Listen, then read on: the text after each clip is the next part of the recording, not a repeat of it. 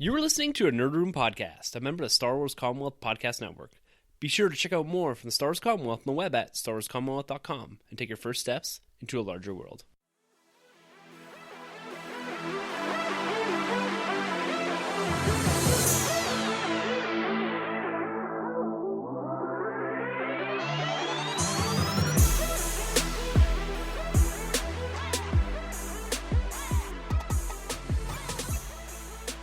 Hey everyone, and welcome to the Nerd Room. We talk all things Star Wars, Marvel, and DC. This is episode number 133, where we're discussing the next year or so in Star Wars.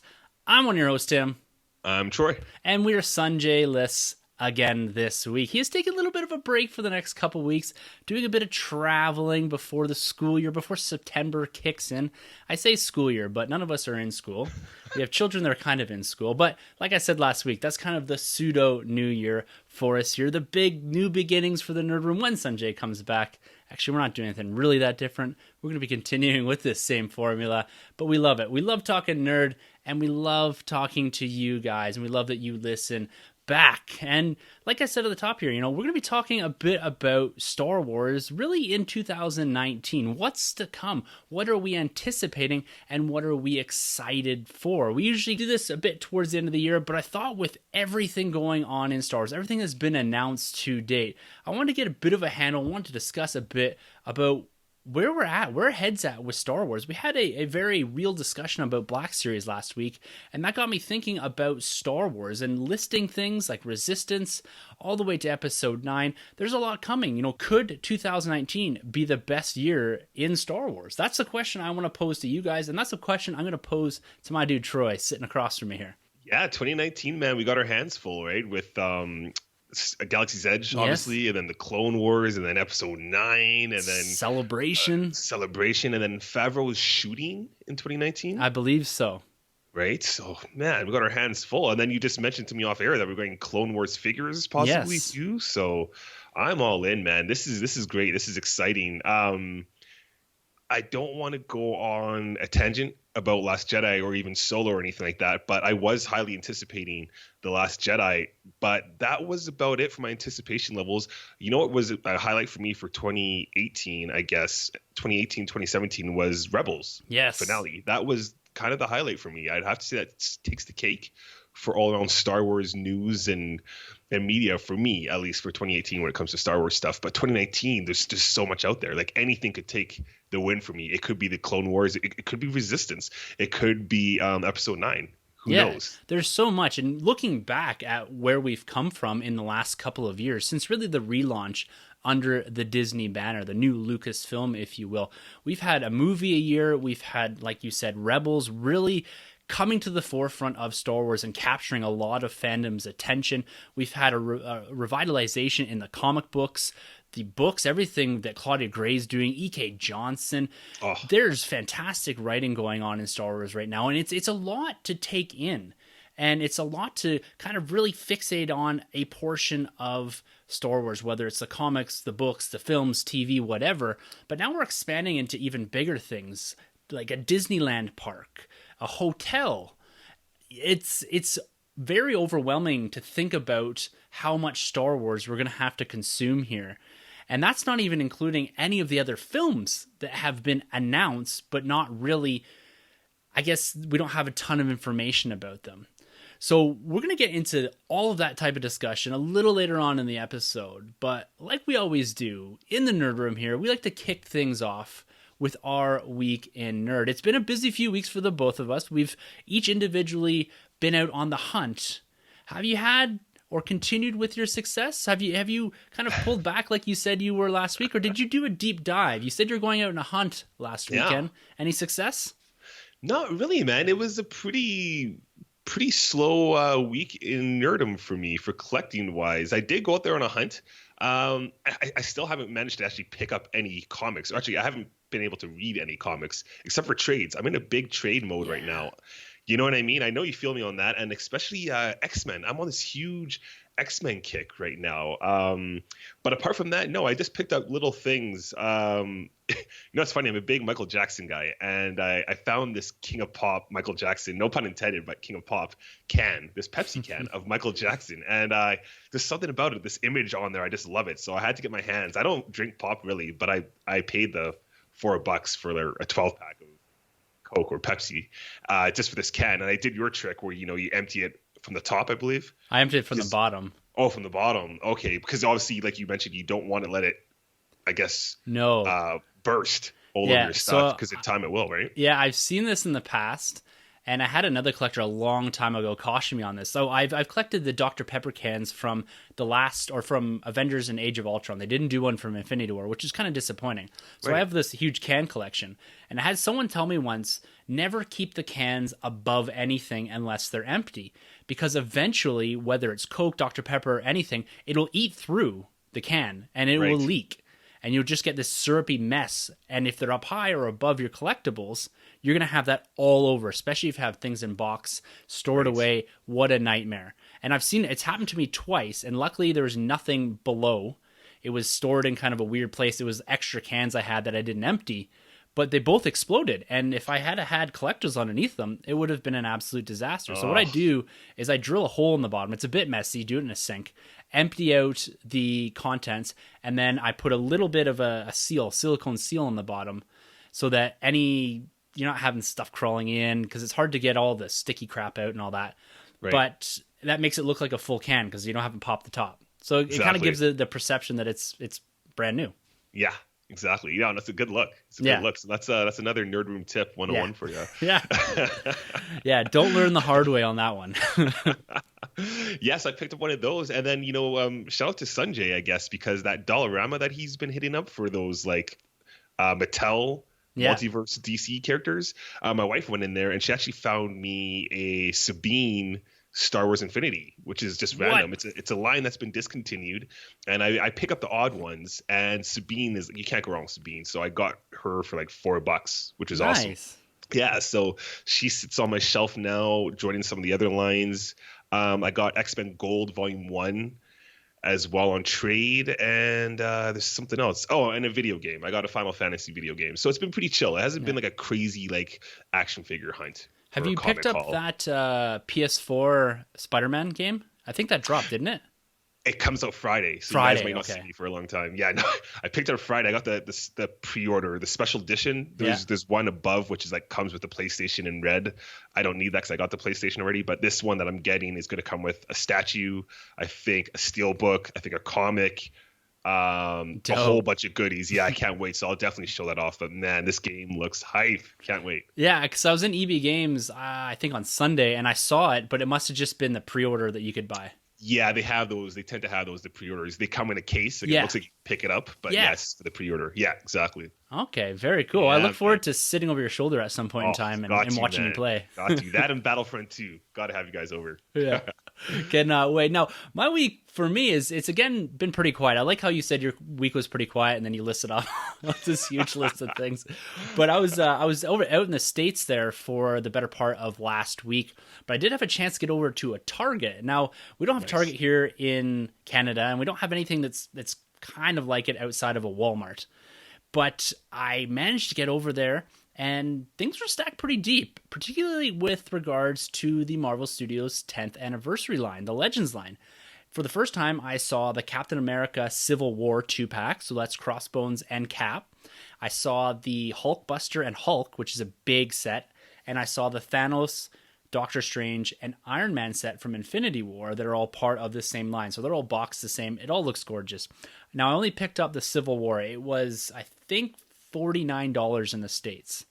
And they kind of go up. I think the Hulkbuster and Hulk is the most at about $100 for the two of them. That's quite expensive. I don't know if I'll be getting those because I do have versions of the Hulkbuster and the Hulk. They've just repainted them for, I believe, Age of Ultron. It is the one that is celebrating there. And then the Thanos and the Doctor Strange and the Iron Man. Doctor Strange isn't too different than the one we've got.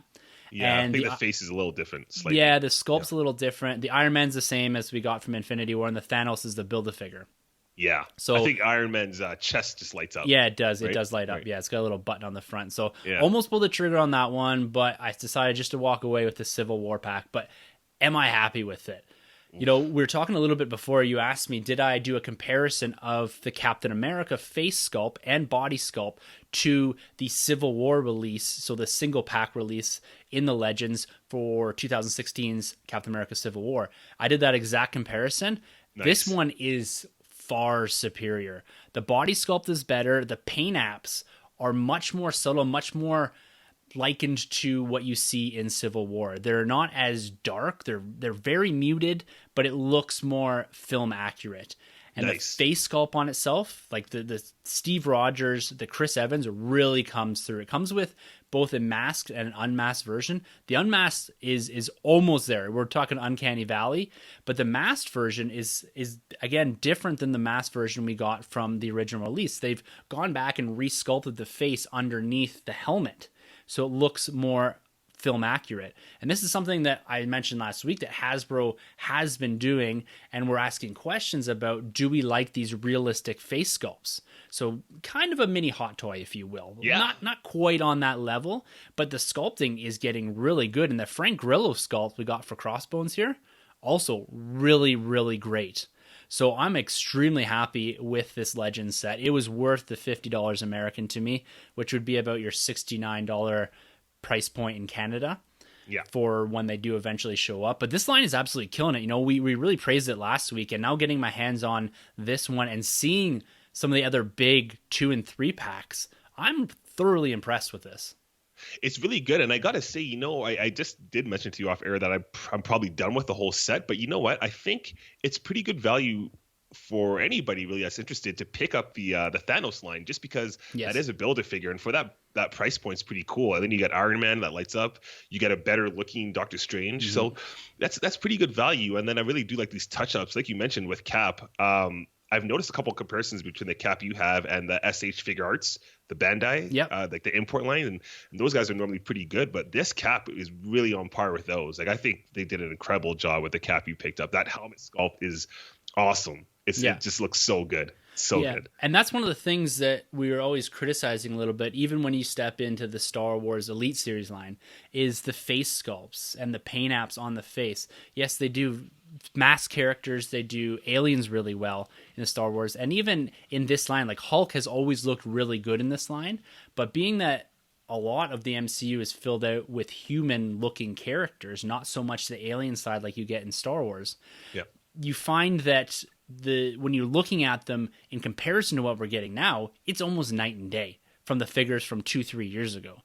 So even the Star-Lord comparison from Guardians of the Galaxy Volume 2 to Volume 1, again, night and day. The Chris Pratt likeness, it's not bang on, but the figure in itself looks a lot better. The Drax is far superior from Guardians of the Galaxy Volume 2 to compared to Volume 1. So I'm finding myself rebuying figures, even though they look relatively the same, because they've really upped the game on the sculpts.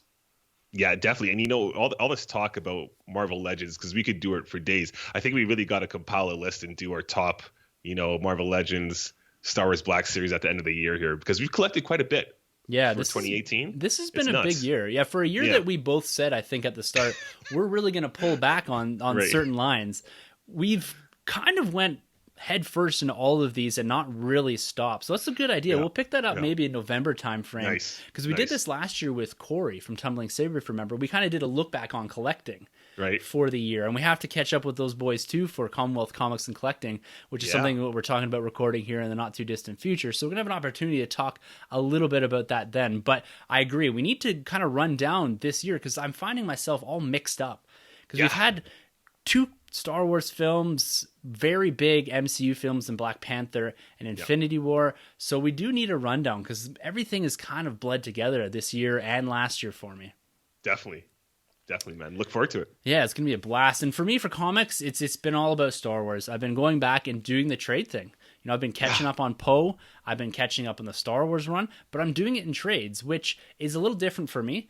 But I'm finding it way more consumable in that way. And Grabs, he gave me a good idea, actually. He's out there on Twitter asking for some ideas with regards to a Comixology I think a month subscription he accidentally signed up for, asking, what can he read or consume in that time frame and utilize that subscription. And I'm thinking to myself, this is probably not a bad idea to grab like a Marvel Unlimited, where I can go back and read trades of comic books that I've been looking for single issues, or I'm missing single issues, and just kind of want to consume that. Like, I want to do the Fantastic Four run from, what's his name? Jonathan Hickman. Oh, dude, it's so good. Yeah, I haven't read that in years. Like, I read it, good. but I want to go back and reread some of this stuff. So I'm thinking to myself, this might be a great avenue, is utilizing that trade mentality, but applying it to digital and signing up for Marvel Unlimited for, I don't know if you can do a month or 6 months or maybe even a year subscription, and allow myself to really get up the curve on some of these comic books that I haven't had the chance to get to. Like when I was on holidays, I think I mentioned this before, I spent a long time catching up on Black Panther. The books are fantastic. Is this the world of Wakanda, or is this the Black Panther? Because I know there's like one that focuses on Black Panther, and then there's another one, right? This was, the original. It's the writer who does Captain America now. I can't remember his name. Right. But it was his original run. So this is from about like a year and a half ago. Right. And I'm catching up, and I've got, like, there's Black Panther in the crew, or Wakanda in the crew. So this kind of spins out of that. Nice. And it's a fantastic series, but consuming it all in trade. So this is a very viable way for me to consume comics books now, and I'm pretty excited about it. It's cool, right? Because like I've mentioned before, they display really well too on a bookshelf, and then it's just nice to just consume all these books. I think like 6 issues, you can just dive right in there. It's awesome, as opposed to waiting. I'm at the point right now because X-Men Blue hasn't quite finished yet, so I'm all caught up, but now I'm like waiting for the next one to come out, which doesn't come out to November. So I'm at the point where I can either buy the trade or the single issues, or just wait. But I'm gonna keep it on the trade because it's a nice easy read that way. I love it. It's great. It's a nice way to balance out the funds a little bit too, because it is, in general, they're relatively cheaper than buying the single issues. I'd say always go out and support your brick and mortar stores. You always got to be going out and grabbing those single issues, those physical copies. But doing catch ups or running into a character that you are a bit hesitant on, or didn't get in at the start and you can't find the single issues, this again is a very plausible, very viable way to get into that, going to chapters and picking up a Guardians of the Galaxy book or whatever, 6 issues. If you don't like it, so what? You spent $14, you kind of got into it, you read 6 issues, you're not over your head committed to it. So I absolutely love this trade thing, and this is relatively new for both of us too. It is. And my last comment about the trades, like it's really cool to the fact that, especially with Marvel, and I guess even DC, is that when they combine these stories, they'll include like annuals, like other little miscellaneous issues that you wouldn't necessarily find. So if you're just reading like a Venom book, you wouldn't think to go look for like a Carnage book that also happens to go inside of that saga they're trying to explain. Whereas when you buy the trade, everything's included. So you really get the fulfillment of that one single story that they're trying to tell you. Yeah, and even sometimes they'll include issues from the late 80s, early 70s that give you a bit of an origin story, or at least get you up the curve when they're referring to something very specific in the comic book, and you're kind of scratching your head, what does that mean? They'll give you that issue in there, and the art won't line up and the timeline won't, but at least gives you some context as to what the characters are talking about in the current ongoing run you're reading. Yeah. No, it's awesome. Yeah.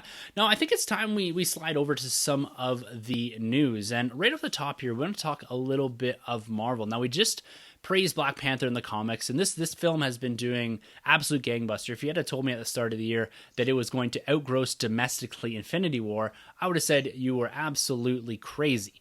But here we are. It's ticked over the $700 million mark domestically. It doesn't look like Infinity War is going to top it domestically. It has crushed it internationally. But Black Panther is on another level. And I think most people that listen, and most people in the general audience, and most people, of course, within fandom would agree that film was a screaming success. And now Marvel doesn't seem to feel any different than the rest of us, because they're really gearing up for a big Oscar push for Black Panther. And now they're really got their sights set on a nomination for Best Picture, as well as a nomination for Best Director in Ryan Coogler. Now, Troy, I know you love the film, and you're a big Oscar guy, and you have a tendency to go and watch a lot of these Best Picture nominations.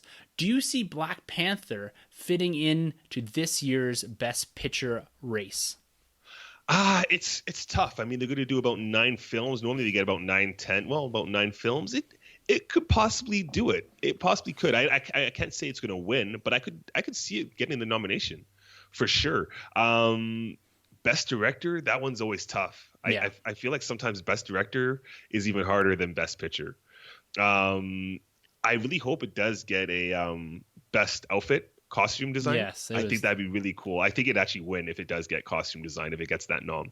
So I am hoping for that. But I love this. And, I guess eat your heart out, Ethan Hawke, because he had some words, I guess, about comic book movies. So this proves a lot right here. But I'm rooting for it. I'm always rooting for good films, and it's not like this is like a bad superhero film being nominated if it gets it. This was a fantastic film, a great hit, awesome message all across the board. So I'm hoping for it, man. All the best for this film. Yeah, And Ryan Coogler, that's my dude. He's a fantastic director. I think he's 3 for 3 right now with Creed, Fruitvale Station, and Black Panther. Oh yeah, Awesome. I fully agree with you there, man. I think Coogler deserves that. Like you said, it's hard to calibrate what a best director nomination is. Like you look at everything, and if of course it usually is paralleled with the best film, but it's not always there. Right. So I'd like to see these type of films, comic book movies in general, step away from these technical categories. Those always have been we're going to give them a nod. It was a great movie, but here's best special effects type thing. Right. And they've been talking about, and I think it's been confirmed that they're doing this best popular film. Unfortunately. Yeah, so I don't know if that applies for this year or if that's next year's Oscars. I believe it's next year, Yeah. so 2019's. Yeah, so Black Panther technically wouldn't fall into that category or have the opportunity to fall into that category, because that's kind of an obvious out for some of these bigger films. They're propping up the box office, but we're also getting the quality out of them. Right. Black Panther, Infinity War, very high quality films. And do I think Black Panther deserves a nod? You know what? It's time. I think that if any film outside of maybe The Dark Knight, maybe Winter Soldier, deserves a nod, it's this film. But realistically, I don't think it's going to get it. As much as I'd love to see it, I think they're more likely to get a Coogler nod than a Best Picture nod. For sure. And it's tough, too, because with these Oscar movies, they normally start getting a push around October, November, December. That's when they get the hard push. So it's going to be pretty tough, especially because this film came out February. Yes. It's really hard for a film to, go all along the way to get pushed for next February. Yeah, I'm wondering if they're going to do a bit of a launch around this week, actually, because this week is the IMAX Marvel 10th Anniversary Film Festival that they're doing. That's right. So starting this Thursday through till next Tuesday, there's an opportunity at very particular IMAX screens. There's actually one here in Calgary that are re-showing the entirety of the MCU. And then I believe early next week there was a team-up film one, there's an origin story, and there was a fan choice. Right. So Black Panther, I believe, is being shown twice, in the origin film and then in the proper sequence that we're seeing. So this is another way to get the film back into the public consciousness. I don't think it really ever left, but it's another way to get it back out there and have people seeing this, consuming it, and maybe it's time to start thinking about this. I don't think it's a big coincidence that we're starting to hear about this. Right. Because the film's about to drop back into theaters for, yes, only a week, but it's still going to be there. Yeah, that's true. Are you going to be checking any of these? Oh, sorry. Oh, no, I was pretty much done. I think we're also getting a couple pushes. I think there's some film festivals. I think Toronto Film Festival is just around the corner, too. So that's another big push. Yeah. Not for Black Panther, unfortunately, but for these other films that, try and go after the Oscar. Yeah. So it has its work cut out against it. But checking into these Marvel films, I definitely want to check Spidey. Yeah. I think that falls into the origin. Yes, film, is it? Both. I think it's in the normal order and the origin. I think it's showing twice. And you know what, man? Like, my wife and I were talking about it. I might have to see Infinity War again. Like, I've been watching it on my phone. I've been watching it at home. Like, I love this film, and I might have to see it one more time on the IMAX. Like, this film is incredible. Yeah. I narrowed my 3 films down. I looked at the timings, what could work out, what I hadn't seen in recent history. So I kind of said, I want to see something that's older than 2 years. So the films I picked were Avengers, Winter Soldier, and Guardians of the Galaxy. I actually threw a poll up on Twitter there that a bunch of you guys voted on, and the vote came out to Winter Soldier, and that's the one I wanted to see in theaters. For me, it was really Winter Soldier or Guardians of the Galaxy Volume 1. For what reason, I don't know. But those are 2 films that 2014, they really stick out to me as being some of the best in the MCU outside of this last year of filmmaking. but I think I'm going to try to check out Winter Soldier. I believe it's Friday at 4:00 here. So that's a very doable time for me. And I'm really looking forward to it, man. Oh, that's going to be great, man. That film is so good. There's so much you could go on about, but just seeing, obviously Winter Soldier, the fight choreography between him and Cap, obviously there is fantastic. I think we mentioned the score was pretty cool too in that film. Yeah, because it is one of the first ones, I think, in the MCU that you had definitive pieces for individual characters. Right. Like you knew Winter Soldier was coming because of that screeching score they had behind it. Oh, it's haunting. Yeah. Yeah, and then Captain America had that pumping brass type of score behind him as well. And then it also, at the really intense scenes, it really picked up the score there. So, we talk about it in the retrospective series and as we're reviewing Marvel films, is that the score in itself hasn't been that impactful in a lot of films. I'd argue that one, Black Panther and Infinity War, all have very impactful scores. Definitely. Yeah. Definitely. Fantastic. That's going to be good. Yeah, I can't wait for that, man. And speaking about Disney, they're part of, or the owners of Marvel, Star Wars, Pixar, all that. So we spend a lot of time in that universe, and we're going to spend a lot more time there, it seems, in the not too distant future, because their streaming service is coming in 2019. Now, there's a bit of a hiccup here on the internet. Variety had announced, and they had taken some quote from Bob Iger, some off mention, that the Disney streaming service actually had a name in Disney Play. Seemed to make sense. But I guess that's not the truth. So there was a Disney representative that commented in an email. Now, there's no names associated with this, but basically that the name for the upcoming Disney streaming service has not yet been announced. So I don't know if that was a bit of a leak or whatever. It had people kind of all over the place talking about Disney Play, the significance of it, the fact we're going to get everything from High School Musical to Star Wars to Monsters, Inc. Captain Marvel is going to be the first film to drop onto that. It's going to be the biggest priority for the company in 2019. Exciting stuff, but I was kind of digging the Disney Play.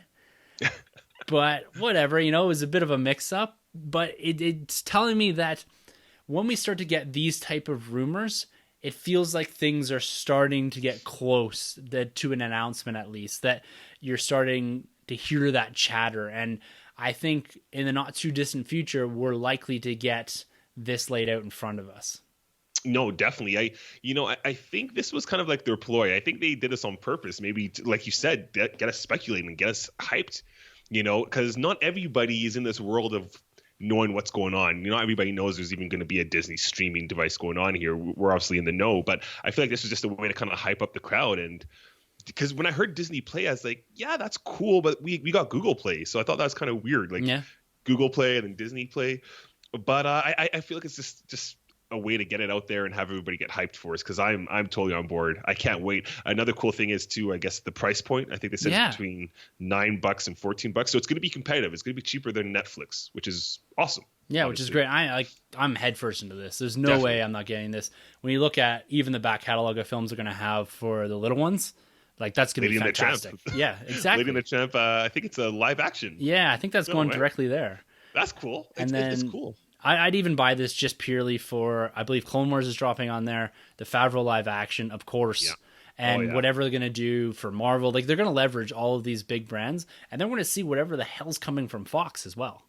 Oh, that's going to be, we're going to get Simpsons on there. Everybody loves the Simpsons. There's going to be tons and tons of content. Oh, I can't wait, man. Yeah. Day one, subscribe. I hope there's not going to, I don't see them having any issues like the DC. I don't think so. Streaming device. I'm sure we're going to get it over here. No problem. It would make sense. So. Yeah. And it looks like, at least from some of these rumors that we're getting out, is that there's not going to be this abrupt halt on Netflix. There is deals in place. It looks like potentially even the Marvel Netflix series are going to hang out on Netflix for quite some time as well, and maybe even continue there. So there's going to be a transition period, it looks like, where things are slowly migrating over to Disney, and they're still going to be existing on Netflix. You're going to be getting the new content on Disney. So it looks like that if you're worried about losing all of your Disney content the day that the Disney streaming service kicks up, I don't think that's fully the case. Yeah. It looks like it's going to be a bit more of a slow burn across. Where I'm sitting right now, I'm pretty done with the the Marvel Yeah, Netflix stuff. me too.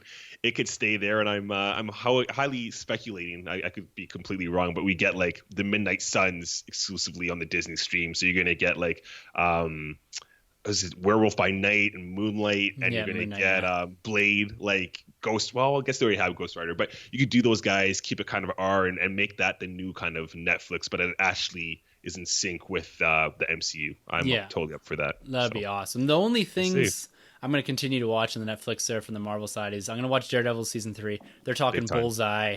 We know that Kingpin's back in it. So that's going to be a pretty wild season. And I'll watch Punisher season 2 as well. Those are the two giants, I think. Yeah. Those are the best ones. Yeah. So by far I'm going to be watching those. Nice. All right, my dude. Well, I think it's time to take a little bit of a break from the news. We're going to pick back up with some DC stuff in a minute, but we're going to take a pause here, and we're going to do Grabs' question of the week. Unfortunately, due to our audio issues last week, we kind of had to push this question out a little bit, but we're going to get to it here. And we are less one man, but nonetheless, I think we're going to have quite a robust conversation around his question. Now, the subject here is rescue hindsight. Now, Grabs writes, I recently watched The Incredibles as well as The Dark Knight and came across a scenario I found interesting in both of them. They both contain regrettable rescues. Mr. Incredible rescues a man during an attempted suicide and ends up being the catalyst to drive superheroes underground, while Batman saves Harvey Dent, who ends up becoming a villain. So this week, my questions for you are, what other heroic rescues have turned out bad for the heroes and the population of that universe? Which failed rescue attempts have had the biggest impact on heroes? And finally, which heroes do each of you think used his/her powers or abilities to make the most for personal gain? To make this non-unanimous, Tony Stark is off the table. Thanks in advance. Grabs. All right, man, this is another brainbuster of a question. I actually sat and thought about this, and I had a hard time actually coming up with particulars for this, but let's see what we can throw on the table here. We're going to break this down into 3 separate sections. We're going to start with what other heroic rescues have turned out to be bad for the hero and the population of that universe. Now, do you got any pulls there for me? This was a hard one, man. Yeah. Grabs, salute, dude. You were killing me. I don't know about you, Tim, but this guy kills me because these questions are just wow. On point. Yeah, man, they're nuts. So of course I'm going to fall back on Spider-Man for this one. Great attempt, but he failed in the rescue for Gwen Stacy. Obviously, when Gwen Stacy died, you could say is either Green Goblin when she was thrown off the bridge, but Spidey used his web line, and I believe it snapped her neck, unfortunately. So that's on Spidey. So failed attempt. He's just a young college kid. He's learned a lot since then. But yeah, Spider-Man gets the L for that one. So yeah, that's probably one of the bigger ones. Yeah, that I could think of off the top of my head. We saw that in Amazing Spider-Man 2, and that was one of the better parts of that film. The chemistry between the two of them and the finality of that scene. Her breaking her neck. Was it him? Was it, the ground? What was it? Right. So, and that's always been a big catalyst point outside of the Uncle Ben for Spider-Man. Yeah. And so for a character focus, that's got to be probably one of the biggest ones. It really is, and it's cool because even when you read current comics later on, when Spider-Man's trying to do the same kind of maneuver, he thinks back like, I'm going to go for the waist, or I'm going to go for some other part as opposed to wherever he went for. Like, looks like the chest almost, right? Yeah, in the movie at least. So yeah, it's cool. So it's not cool, but that's the one I'm going to go with there. Yeah. Now, what about, so this one I found really difficult, and the only thing I could really think of, and I'm not a big DC guy, is Batman in general. Now, I'm going to talk a bit about Batman in the failed rescued attempts. Yep. But I feel like Batman has always had this tendency. He has this rule, right? Really, he will not kill. Now, he bends that a little bit in some of the films, but I'd have to think at some point in time, Batman has saved most of his villains. He's rescued them from what could be imminent death. And realistically, he has this rule that seems to be he will rescue anyone at any point in time. We see it in The Dark Knight. You want to call it heroic or not, he rescues the Joker while he's falling to his death, screaming and laughing. Right. And yes, we didn't get to see any conclusion to that arc in that film universe, but surely that wouldn't have turned out great. Absolutely not. Absolutely. Having that I don't madman think running so. around. I don't think so. I mean, it's proven every day in the comics. I mean, the fact that Joker still lives even after killing his second sidekick, Jason Todd. Yeah. Joker's gone on to paralyze Batgirl, Yes. for instance. Humiliate Jim Gordon. He's done terrible, terrible things Yes. over and over again. Yeah. The Joker, stop rescuing him, Batman. It does not turn out well for you or the population of your universe. Now, this next question, this next part of the question, I really had fun with, actually. And it goes, which failed rescue attempts have had the biggest impact on heroes? Ooh. Now, the first one I'm going to pull here it's a bit of a combined one because the comic version isn't particularly a rescue, but the film one is. Now, we're going back to Captain America Civil War and the Civil War comic book arc. Now, if we look at the film, which applies a bit better to this question, we see the catalyst for Civil War being Scarlet Witch's failed rescue attempt with Captain America. Now, Crossbones goes to kill him. She stops it, throws the guy in the air, explodes, Wakandan's dead, leads to really the unraveling of the Avengers themselves right up into Infinity War. Now, if we look back into the comics, it's a slightly different take, and they adapted it for the film to fit that universe. But in the comic books itself, we have the New Warriors. They're doing kind of this video YouTubing type thing, and they go after a few villains that have escaped from Riker Island. And this eventually leads to Nitro blowing himself up and killing, I think, like 600 people, or injuring 600 people, killing like 60 kids. And that itself was the catalyst for the Superhero Registration Act and all that. So in my mind, I'm kind of trying to meld both the comic and film universe here, in a sense that it wasn't so much a failed rescue attempt, but it was a failed attempt at using their powers to do good, to save, say, people from, I can't remember what they're doing, robbing a bank or something like that. But that single moment in the Marvel comic book universe changed everything, had a huge impact on the forward-going narrative in every single comic book at Marvel. That's a good pull, man, especially the comic one, because at that time, 2005, Mark Millar's, I think it's 2005, right? Yeah, Civil War. That was huge. It was so current for its time. I mean, like you mentioned, the New Warriors. The New Warriors, yeah, they were filming. It's a reality TV series, right? They're doing, and at that time, reality TV was everywhere. Yeah, but we weren't getting superheroes really fighting each other, and this is the book that started it all. It was like nothing we've ever read before at the time. The art was fantastic too. We got Captain America being the most Captain America, in my opinion, ever. I mean, you probably know better than I do because you're more of a Cap guy, but we got great shots of him jumping out of the jet. There's some fantastic stuff in this book. Very cinematic. Yeah.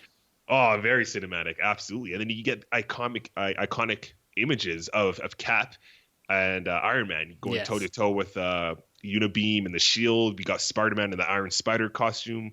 He reveals his identity. There's so much you can draw from this story. It's fantastic. So great pull. Yeah. What are you thinking for this question? Which failed rescue attempts have had the biggest impact on heroes? This one's tough. I'm gonna have to go Star Wars if I can, because I really don't got anything else. Obi-Wan's failed attempt to, I don't know if he is meant to rescue Anakin or not, but I'm gonna use it in this case. So his major failed attempt because he didn't put Anakin down. We basically got the worst thing ever for the Empire, for the galaxy, is the birth of Darth Vader fully, just raving havoc across the galaxy. So because Obi-Wan didn't put him down and make sure he burned to death, we got just the most horrific thing ever. So I think that's all on Obi-Wan. Huge mistake on his part. So that's where I'm going. I got two more quick ones I'm gonna chuck out there. Nice. How about Batman at the end of Batman Begins, a film I just watched, not rescuing Ra's al Ghul, however you want to say that, from that train car or whatever it is. So it's not so much a failed rescue attempt. He never really tried to save him. But that led to kind of the unraveling of the League of Shadows, which eventually leads to Dark Knight Rises and the rise of his daughter and Bane and this whole crew, right, coming back to Gotham. So I thought that was kind of an interesting one that, Batman, again, having this rule, we just spoke about him saving a lot of his villains. He made a conscious choice in this film to not save, so to not rescue Ra's al Ghul the way he has done in the past to almost all of his villains. and that led to a much bigger implications in that universe, in that Nolan universe. That's a good one too. I love that film. What did you think about it when you went back to it? I the reason I went back to it is because Mark Gottsaff, he's got a Patreon campaign. They do a movie club, Nice. and so I wanted to watch it before I listened to what they had to say. But I liked it. I find it's not nearly as epic as the following two films, and I have a really hard time with Katie Holmes as Rachel Dawes. Oh yeah, because they switched the actor after. Yeah, Oh, I felt she was very stiff in that role, but I liked a lot of the Bruce Wayne stuff. The Batman stuff I like much more in The Dark Knight and The Dark Knight Rises. But I felt the Bruce Wayne stuff is really well done in this film. It was a great, you'd almost want to call it Bruce Wayne Begins, And I've always felt that Christian Bale's strength was better served as Bruce Wayne than Batman, and throughout the whole franchise, in my opinion. Yeah, 100%. Nice. The last one I'm going to throw out here is another Cap one. It is the failed rescue attempt of Bucky.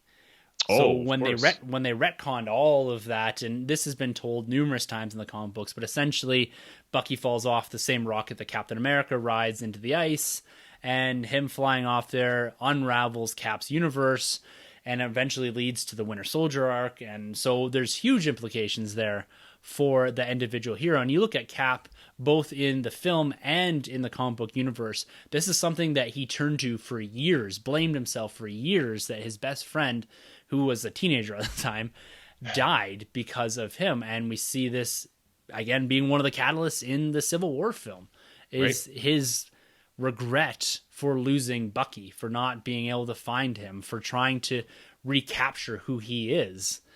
But he's a very different human coming into that Winter Soldier film. So that's another one where you have a rescue attempt. You see it in the film, in the first Avenger too. He doesn't quite get there. And that has huge implications for that universe in general, the MCU. So that's another one. That's the last one I'm going to say. That's one I had quite a bit of fun with. That's a good one, man. Now, Nice. for the last question here, finally, which heroes do you think have used his or her powers or abilities the most for personal gain or fame? And Tony Stark is not on the list here. We can't use him. I got two in a way, but it's the same character. So when you go back to Spider-Man's early career, obviously he became a wrestler. He's all about himself, the fame, the glory, all that kind of stuff. But then he had a huge lesson learned when his uncle died due to the fact that he didn't step up to the plate with his responsibility. So I go with that one, which is easy. But then if you go to the House of M universe, when everything gets flipped over, Spider-Man becomes famous still off of his powers. He's basically still capitalized off of what he was doing in the first place when he became Spider-Man. So if you could basically go back to the beginning when Peter became Spider-Man and became a wrestler, say he just lived a happily ever after life doing what he did, and Uncle Ben didn't die, so he still stayed capitalized off of the powers that he gained from the bite of the spider. But he was known as a mutant, but never told anybody that he's a mutant, because in the House of M, mutants are treated like gods. Yeah. So that's a little backstory to House of M. So yeah, I'm going to go with both Spider-Man stories there. Yeah. I tried to take a different spin on this one, and I've got actually Professor X and Magneto. Cool. And I'm using this more for the personal gain end of things. So Professor X, and even Magneto, they both have causes that they really push for, that they really support.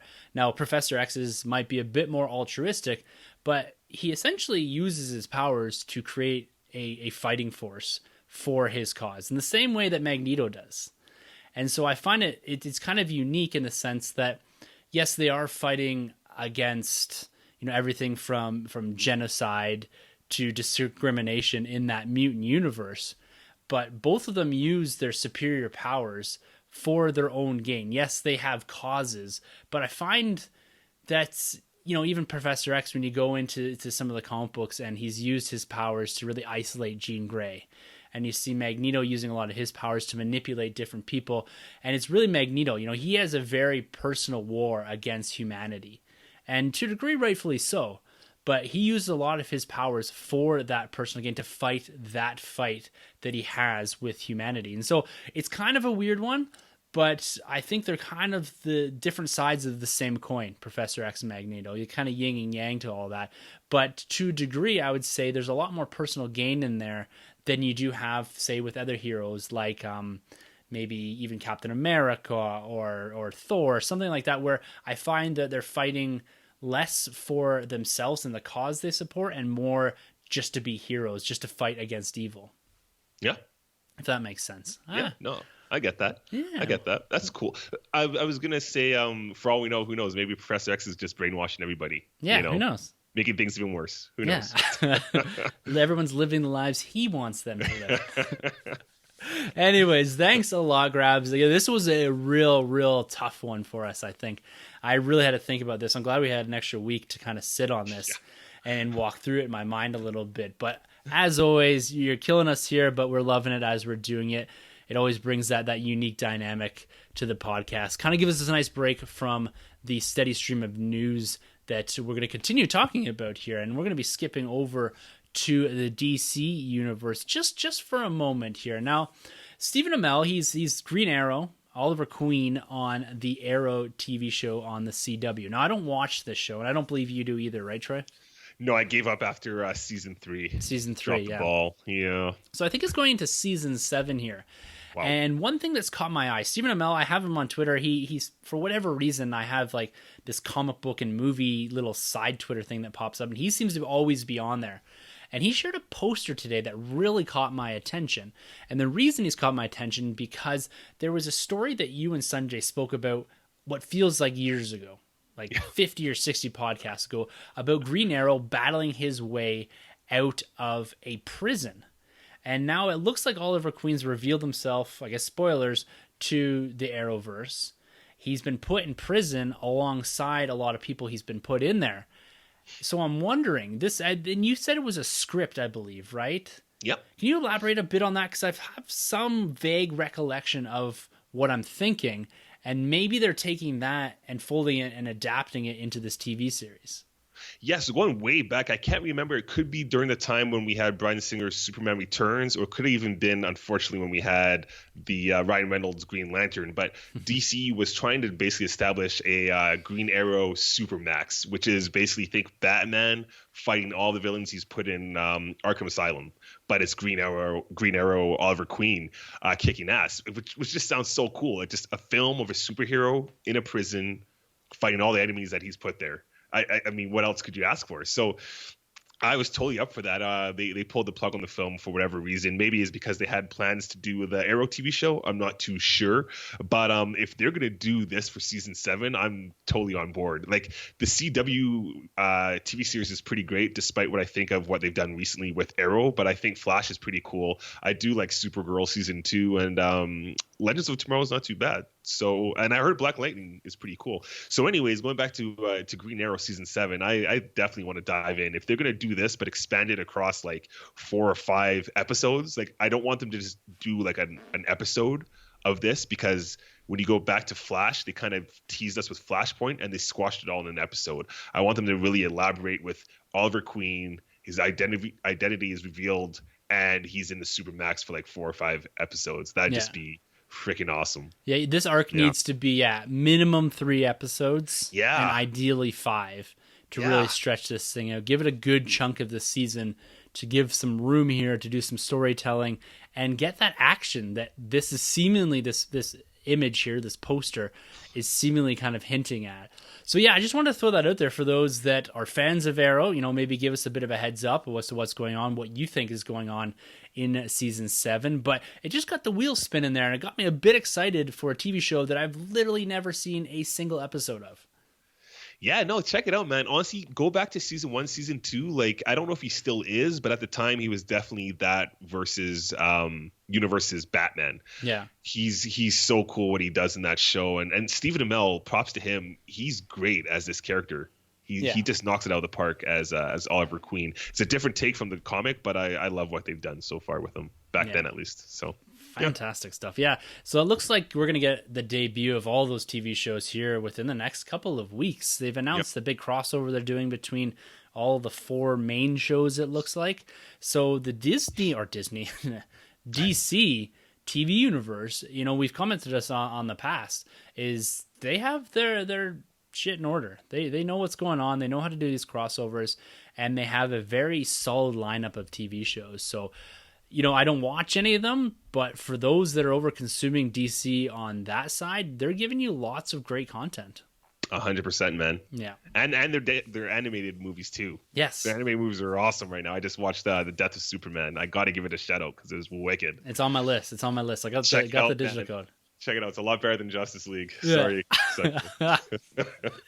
All right, man. Let's start talking here and move into kind of our concluding piece of this episode. And that's discussing Star Wars in a bit of detail here. Now, we're getting a lot of information from episode 9. So I'm going to put a caveat here and a spoiler warning for those that are trying to avoid some of the episode 9 spoilers. We're going to talk a bit about some of the casting that's been revealed over the last day, and also the first leaked set photos. We're just going to talk about a couple of them very high level.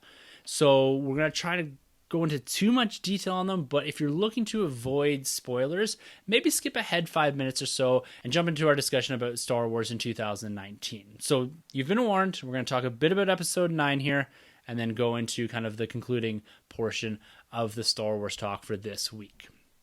All right, so let's talk casting here. So we got the big announcement a couple weeks ago about the cast is going to be joining episode 9 alongside of our mainstay characters in Finn, Poe, Rey, Kylo, kind of the mainstays for this main trilogy, or this new trilogy, I should say. And then we also got some insight as to who else was going to be joining them, the likes of Kerry Russell, Richard E. Grant, and then some of the alums from the OT in Billy D. Williams. So really kind of rounding out the larger cast that's already associated with Star Wars in this new era. I also forgot Naomi Ackie. And this past week, we got announcements through Deadline that Dominic Monaghan has signed on for a role in episode 9. And also today, actually, Doctor Who alum Matt Smith was revealed to be joining the cast of episode 9. So 2 fairly big players in the nerd world. Dominic Monaghan, we know him from The Lord of the Rings. And Matt Smith, yes, I'm not a Whovian, but he's a big Doctor Who alum. One of the favorite doctors in the last few years. So these are big actors moving into roles in episode 9 and really filling out what has turned out to be a very large cast. Now, with these 2 actors joining the fray here, do you think they're going to be big players? Do you think they're going to be on the Resistance side, or the Rebellion, I guess we're calling it now again, the First Order? Where do you think these guys are going to land as far as their roles in Star Wars Episode 9? Dominique, I'm not too sure. I could see him being minor, which Charlie from Lost, right? Yes, fantastic. Rejoining J.J. Abrams too, right? Right? Oh, man, that's awesome. So I'm glad he's joining the fray.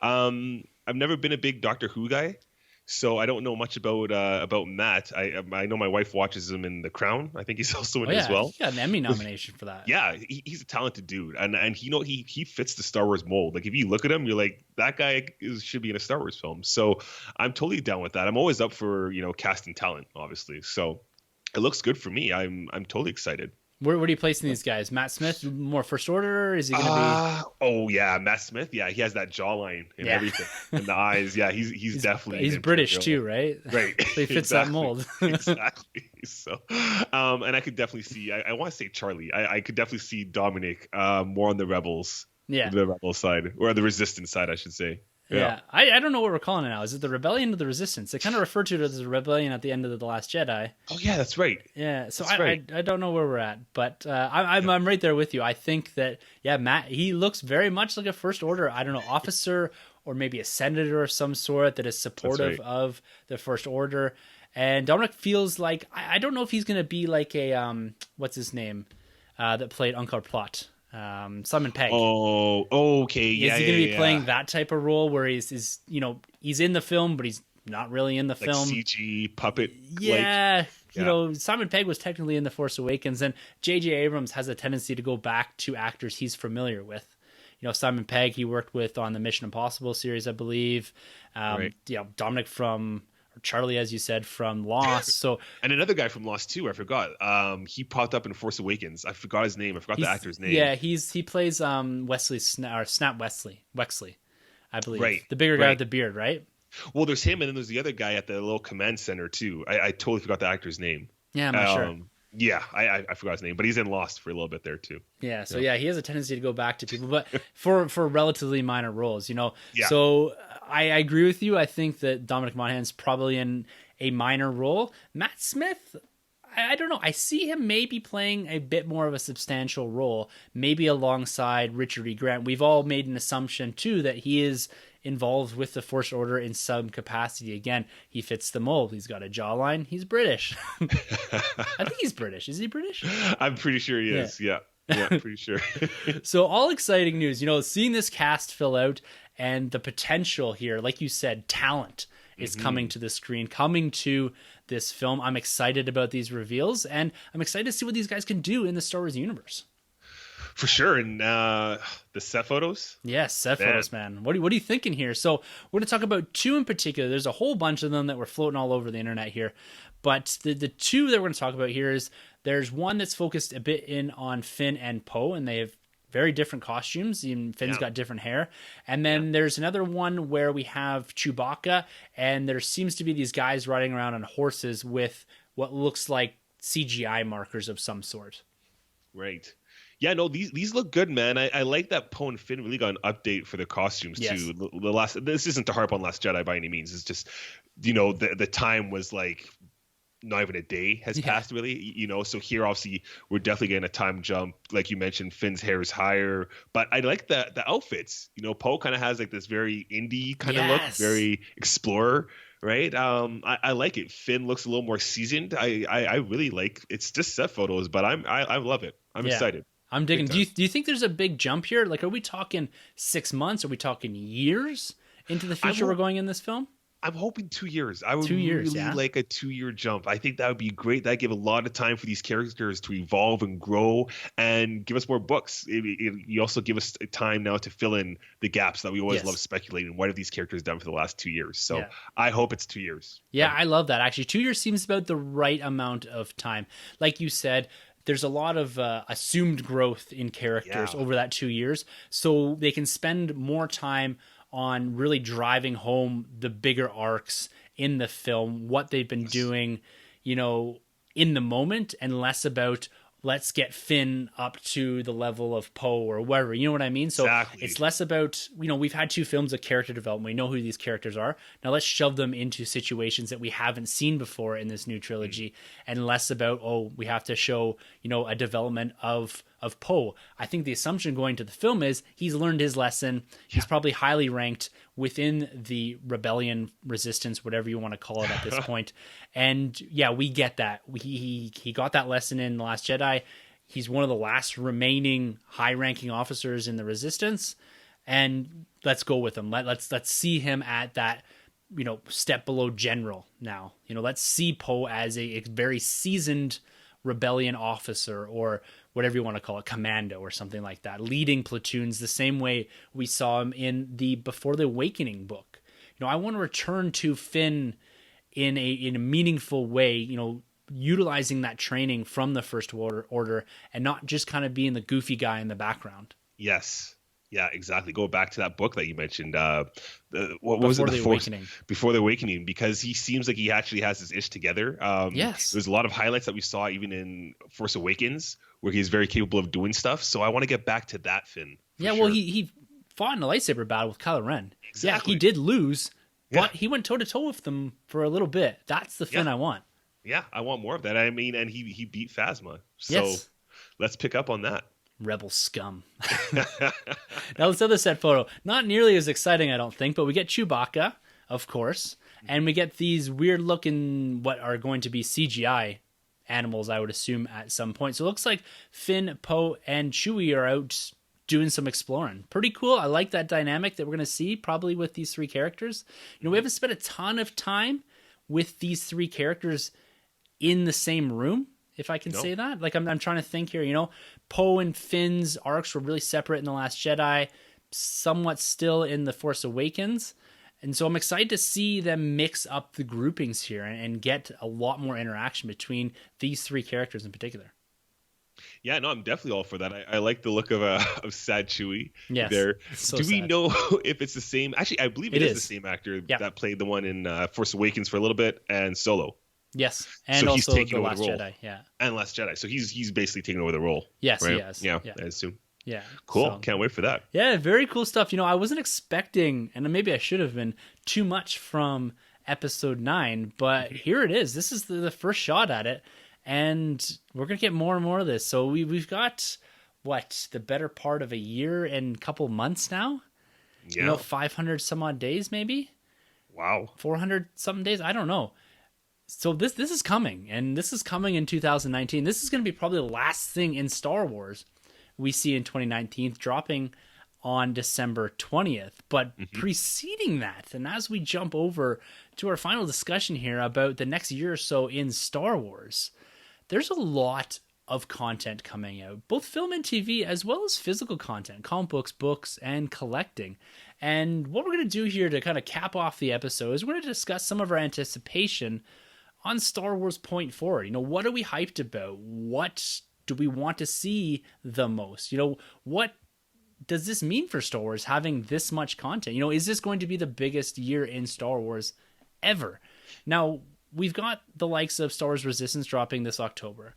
We've got Celebration in April next year. Galaxy's Edge, late summer at Disneyland, late fall in Disney World. We got Clone Wars Season 7 dropping late 2019. With the live-action TV series from Jon Favreau, potentially maybe getting an episode or two in 2019, but at the minimum, shooting. And then we capping it all off with Star Wars Episode 9 on December 20th. That is a big freaking year when we're just talking about film and TV. Now, if you go back to last week's episode, we talked in a bit of detail about Star Wars Resistance. We've done a lot of commentary on each one of these individual topics. But what I want to get from you, Troy, and even from you guys out there listening, is what are you most excited for? What are you worried about? Is there anything you're worried about? How is Star Wars going to change in 2019 for you, and what are you going to be concentrating on?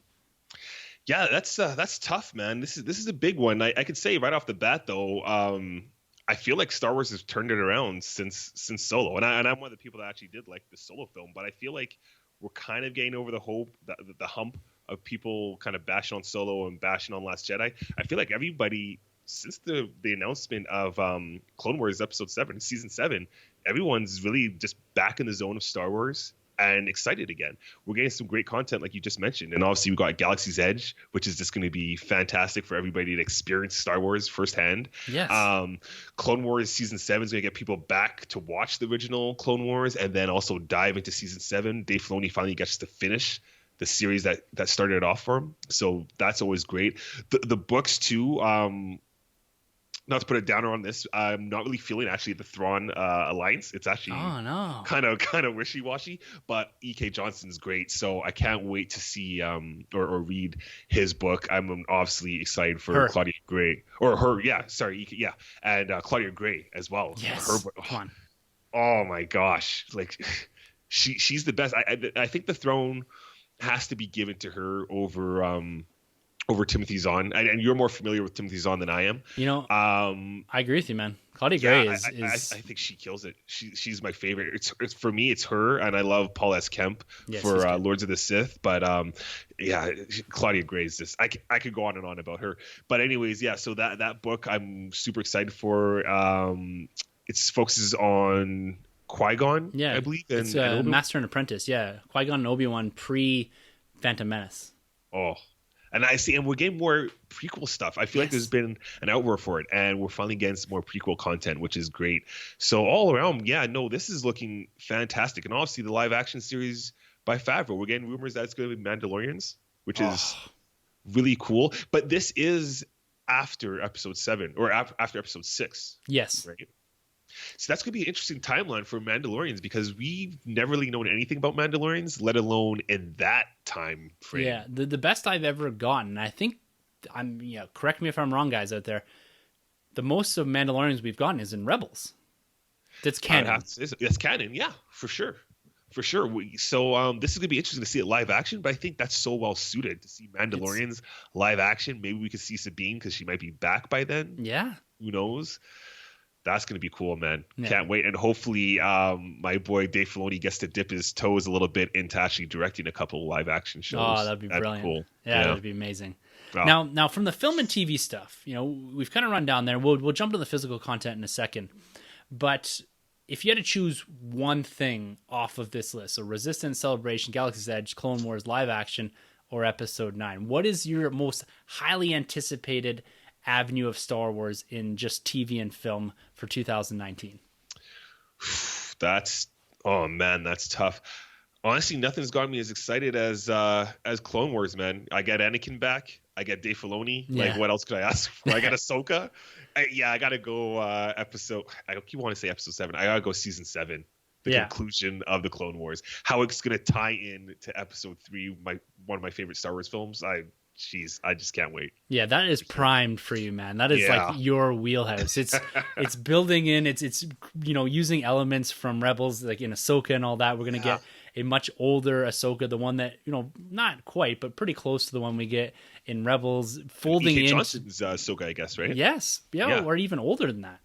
Because it's gonna be when she meets up with Rex. Because remember E.K. Johnson's book? Yes, yeah, right? You're right. Yeah, the flashback. Yeah. So should line up with that. Yeah. Wow, man, it's gonna be so good. Yeah, it won't be older than that, but yeah, it's gonna be something else. I never watched Clone Wars. I'm super hyped about that. I don't know how I'm gonna treat it. I don't know how I'm gonna attack it here. I'm not gonna watch all of those episodes. I'm trying to. Mm-hmm. I'm trying to get through some of them, but I'm maybe looking to you for some key arcs. Cool. To get into, rather than trying to consume all 120 some odd or whatever it is episodes. Right. But for me, there's two things on this list. I'm really excited about Galaxy's Edge. I'm really excited about the live action series. But right now, what's really got me cooking inside is Celebration, which I got tickets for, as well as Star Wars Episode 9. Of course. Capping off this new trilogy, this new era of Star Wars. We got J.J. Abrams back in the director's chair. We just spoke about some of the set photos. I'm already hyped for that. And it's really going to cap off the year, I think. We're going to experience a lot of Star Wars in the year of 2019, and capping it all off with Episode 9 seems really, really fitting. But the ability for me to go to Celebration, link up with the guys at the Commonwealth, have a time down there, really immerse myself in true fandom, I don't know, man. Like, right now, they're running neck and neck for me. Celebration and Episode 9. So it's going to be really, really exciting, both of those events, but I'm having a hard time because me and my wife were already talking about, we're starting to, stash cash away for a Disneyland Galaxy's Edge sometime late next year. Oh man, yeah. See, that's a tough one then, right there, because you got Celebration, the Commonwealth crew, you're all surrounded by what bonds you guys together in the first place. So, that's gonna be incredible, man. It's gonna be something else. And then Chicago. Chicago's a nice city. I mean, might be a bit cold, but a little bit at that point, right? Yeah. Yeah. Now let's talk a little bit about some of the physical content. You brought up the books by E.K. Johnson, by Claudia Gray. She is the master when it comes to writing Star Wars. We've got a ton of comics that were announced as well. We got that 30-issue maxi series, Age of Republic, Rebellion, and Resistance. So we're getting a ton of new content, both in the prequel, OT, and new saga, I guess, eras. So there's a lot coming there from comics. We've got that Vader series that's continuing to just blow our brains apart, which I'm assuming is going to continue for the foreseeable future. And also Star Wars Collecting. Now, we did a bit of commentary on that last week with regards to the Black Series. And Kyle, our dude over at Tumbling Saber, he pointed out to us that maybe Hasbro was listening because they did drop about $8 or $9 off of that Mim Bam Stormtrooper for an online purchase. I didn't pull the trigger, because I'm waiting for that one because it's stacked deep. I'm waiting for that one to go down to about $25 or so. Yep. But if you want to hear a bit about that, go check that out in last week's episode. But the big thing here, in Star Wars Collecting, you've jumped over the Hot Toys. We've got the potential for Clone Wars figures dropping. I'm reinvigorated a bit. Last week we took a bit of a poke at Star Wars, at Hasbro, at Collecting, I would say.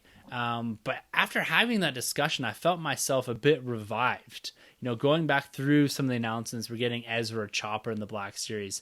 But what really got me excited again, and I never lost that excitement, I'm kind of playing that up a little bit, but was the potential for Force Friday 3. Right. We experienced that together for the first time in whatever it was, 2015, I guess. 15 for Force Awakens. Yeah. Last Jedi was a bit of a dud. Yeah. But I'm hoping this year, being that it's the end of this new era to a degree, of course we're going to have new things coming all over the place, but I'm hoping that they really hammer us with a fantastic Force Friday. We get something where we have events, we have a lot of merchandise, and we have the ability to have fun. Because I would say, going back, one of my fondest Star Wars experience, because this is both when, we had just met each other not too long before this, and we kind of said, do you want to go hang out for like 6 hours in front of a Toys R Us? And that's some of my favorite Star Wars memories, is that time we had there just hanging out, talking Star Wars, talking to different people, interacting, and just immersing ourselves in that environment. So I'm really excited for the potential for Force Friday 3 in 2019. Oh, definitely, man. That was good times. It's funny, I was just telling my wife about that story again.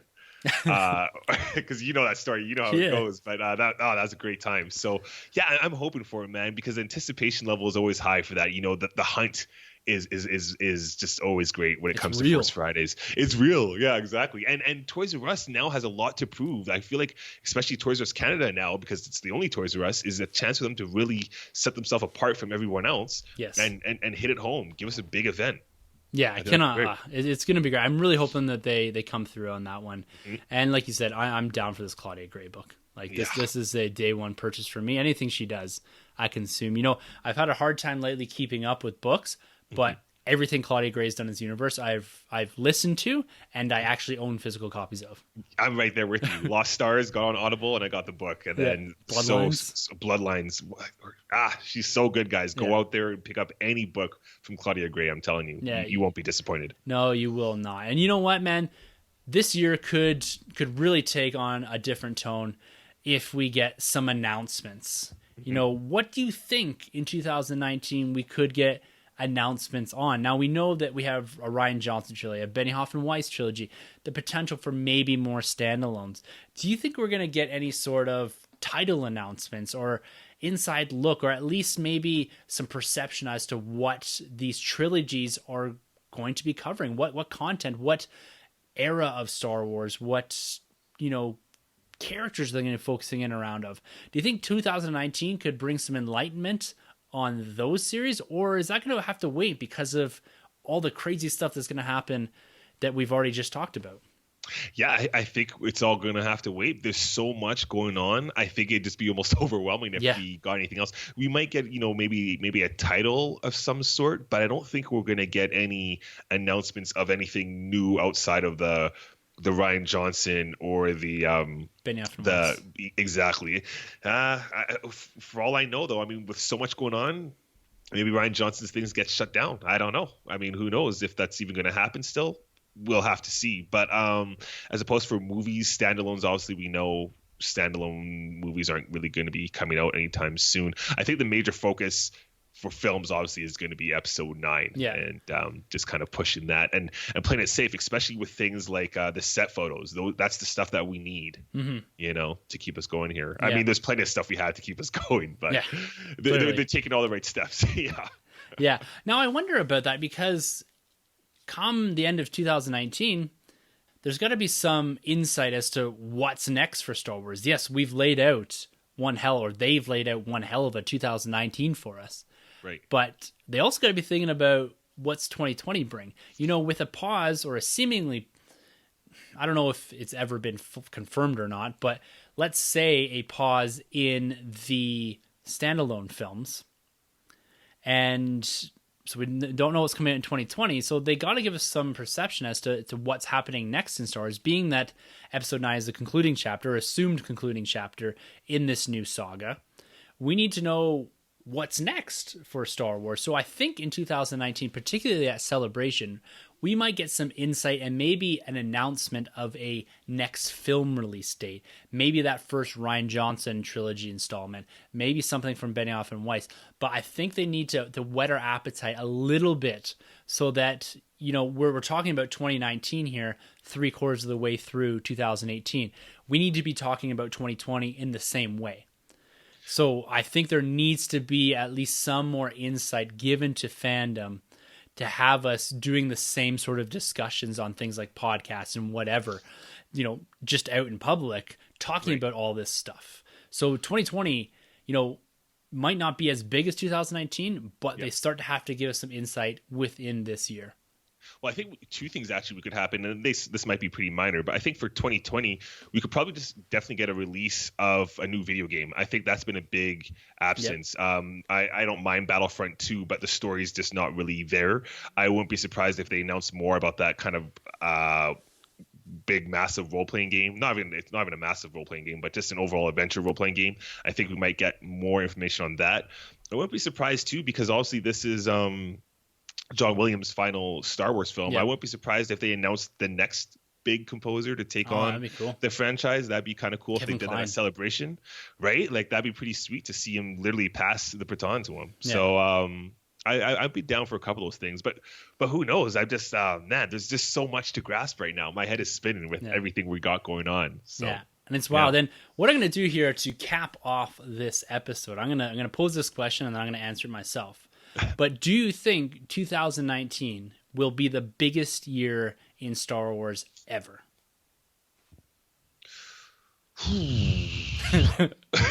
What a way to close it, eh?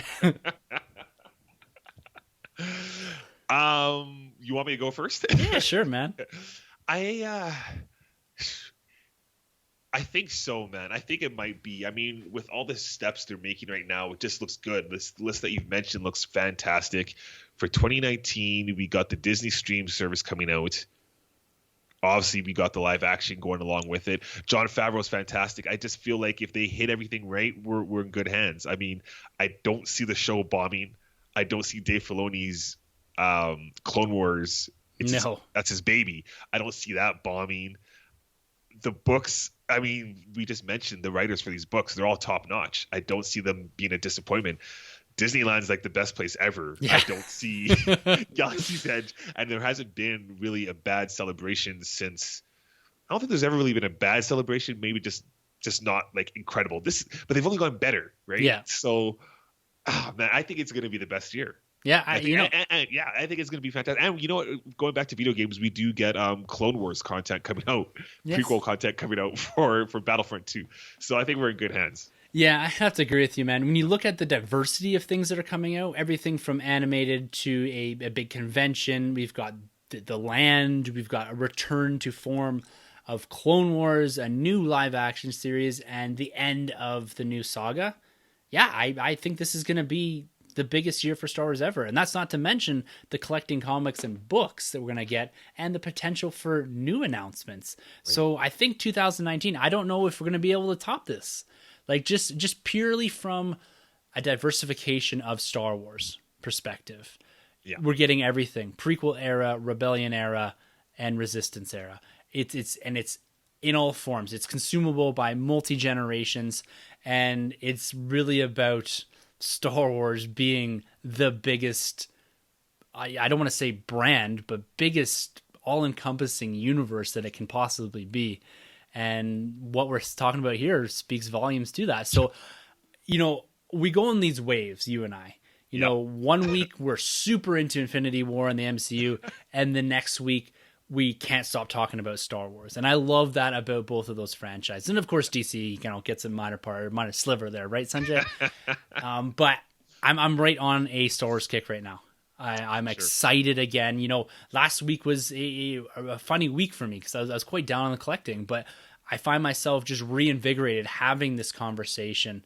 And I threw it on Twitter early today, and that's what kind of sparked this idea. I was like, we've got a huge year, guys. Yep. Let's be pumped about it. Let's celebrate it. Let's be excited about it. So, my fandom, I'm reinvigorated here. I'm feeling super excited about 2019. And I just can't wait for more Star Wars, man. It's going to be a great year podcasting. It's going to be a great year being a fan. And it's going to be a great year going alongside it with you. Oh, yeah, man. That's what it's all about, dude. Yeah, and the whole Star Wars Commonwealth as well. It's going to be an absolute freaking blast, guys and girls. Like, it's going to be a riot. Absolute riot.